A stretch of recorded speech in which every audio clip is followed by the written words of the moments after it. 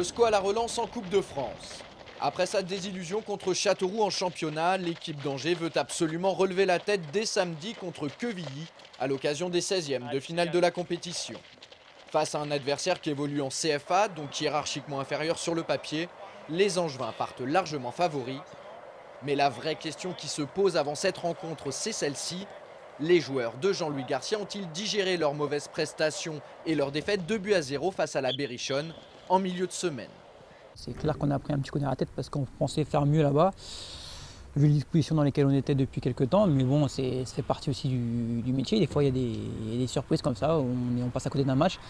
Maintenant, là, comme je t'ai dit tout à l'heure, la coupe, c'est autre chose. Et une compétition, donc on va se reconcentrer et essayer de se qualifier.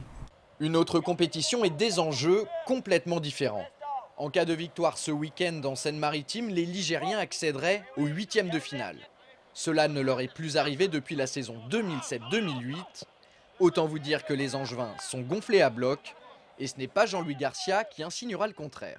Notre motivation est immense. On est très déterminés à faire un beau parcours en Coupe de France. Coupe de France toujours. Pendant que le SCO va devoir faire le métier à Quevilly, les joueurs de l'Olympique de Saumur tenteront de leur côté de créer l'exploit demain soir face à l'un des cadors de la Ligue 1, le Stade Rennais. Une qualification des hommes de Patrick Sauvaget, qui on vous le rappelle joue dans le championnat de CFA2, relèverait donc du miracle. Pour autant, les Saumurois y croient dur comme fer. C'est ce que nous a confié le capitaine de l'équipe, David Granger, aujourd'hui sur le plateau de Fou de Foot. Extrait. Maintenant, c'est vrai qu'on n'a pas envie de dire que c'est une récompense, c'est sur le gâteau, ça doit s'arrêter là. On est compétiteurs, il y a un match à jouer, on est là pour le gagner, on est là pour développer du jeu comme on sait le faire. Après, on sait effectivement qu'on joue le Stade Rennais, ça va forcément aller plus vite, on sait qu'il y a forcément beaucoup plus de maturité en face. À nous d'élever notre niveau de jeu individuel et collectif, parce qu'il ne faudra pas faire n'importe quoi, de montrer une bonne image du club. Et après, on verra au fil du temps. Initialement prévu au stade Jean-Bouin, le match se déroulera en fait au stade Omnisport de Cholet. Coup d'envoi demain vendredi à 20h45. On referme la page Coupe de France pour ouvrir celle du Mercato. À 10 jours de la fin de la période des transferts, nous avons sollicité Olivier Piqueux, le manager général du SCO, pour faire le point sur les dossiers en cours.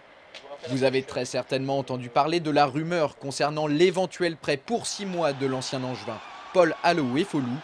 Info, intox, réponse d'Olivier Piqueux. On va voir un petit peu avec Nancy qu'est-ce qu'il compte faire. En tout cas, lui, il souhaite trouver du temps de jeu au vu de la prochaine Coupe du Monde.